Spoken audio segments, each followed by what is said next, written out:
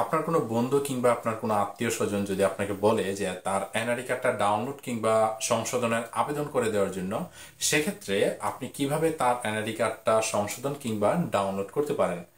কারণ হচ্ছে, আমরা জানি যে এনআইডি কার্ড ডাউনলোড কিংবা সংশোধনের আবেদন করার জন্য এনআইডি প্রোফাইলে রেজিস্টারের মাধ্যমে ভিজিট করতে হয়। আর সেই রেজিস্টারটা করতে গেলে একটা কিউআর কোড আসে এবং সেই কিউআর কোড দিয়ে ফেস ভেরিফাই করে হচ্ছে অ্যাকাউন্ট রেজিস্টার করতে হয়।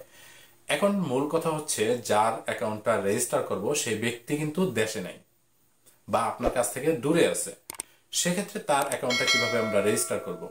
একটা সময় দেখিয়েছিলাম যে ব্যক্তি ছাড়া কিভাবে অ্যাকাউন্ট রেজিস্টার করা যায়, এবং সেই অ্যাকাউন্ট রেজিস্টার করতে হয় 3D অ্যাভাউটার দিয়ে।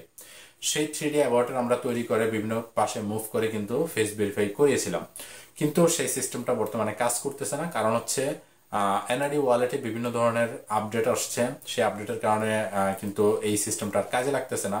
আর কাজে লাগলেও সেটা খুব রেয়ার, মানে একদমই সফলভাবে কেউ এটা করতে পারতেছে না, বা খুব কম সংখ্যক লোকে এটা সফল করতে পারতে, বা খুব কম সংখ্যক লোকে এটা রেজিস্টার করতে পারতেছে।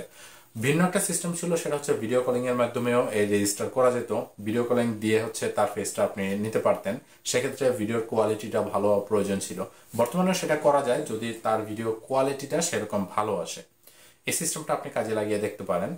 আর যদি এই সিস্টেমটা আপনার কাজে না লাগে, সেই ক্ষেত্রে যেহেতু একটা কিউআর কোড স্ক্যানিং এর মাধ্যমে আমাদের ফেসটা ভেরিফাই করতে হচ্ছে, সেক্ষেত্রে আপনি যার এনআইডি অ্যাকাউন্টটা রেজিস্টার করতে চাচ্ছেন তাকে দুইটা মোবাইল ফোন রেডি থাকতে বলবেন। একটা মোবাইল ফোনে আপনি সেই কিউআর কোডের একটা স্ক্রিনশট নিয়ে হোয়াটসঅ্যাপ কিংবা ইমোতে তাকে পাঠিয়ে দিবেন, অথবা মেসেঞ্জারে পাঠিয়ে দিবেন। সেই কিউআর কোডটা সে ভিন্ন একটা মোবাইল ফোন দিয়ে স্ক্যান করবে। স্ক্যান করার পরে সে নিজের ফেসটাকে নিজে ভেরিফাই করবে। এটা হচ্ছে সবচেয়ে দুর্দান্ত সিস্টেম, কারণ এই সিস্টেমটা যে একটু বুঝে, বা যার অ্যাকাউন্ট আপনি রেজিস্টার করতে চাচ্ছেন তাকে একটু বুঝিয়ে বললে কিন্তু সেই জিনিসটা করতে পারবে। এখন সে এই জিনিসটা যদি সফলভাবে ভেরিফাই করতে পারে, তাহলে কিন্তু আপনি আপনার ল্যাপটপেই দেখতে পারবেন যে আসলে তার অ্যাকাউন্টটা রেজিস্টার হয়েছে কিনা, বা ছবির সাথে কি এটা মিল পাওয়া গেছে কিনা বা মিল পাওয়া যায়নি, এই জিনিসটা কিন্তু আপনি আপডেট পেয়ে যাবেন। তখন সে যদি সফলভাবে এটা করতে পারে, তখন আপনার অ্যাকাউন্টটা সেখান থেকে ওপেন হয়ে যাবে, এবং সেখান থেকে চাইলে আপনি পাসওয়ার্ড সেট করে পরবর্তীতে ব্যবহার করতে পারবেন। তো গাইস, সর্বশেষ ভিডিওটা যদি ভালো লেগে থাকে লাইক করবেন, আর যদি এখনো আমাদের চ্যানেলটিতে সাবস্ক্রাইব না করে থাকেন সাবস্ক্রাইব করে পাশেই থাকবেন। দেখা হচ্ছে পরবর্তী ভিডিওতে। ততক্ষণ পর্যন্ত ভালো থাকবেন। আসসালামু আলাইকুম।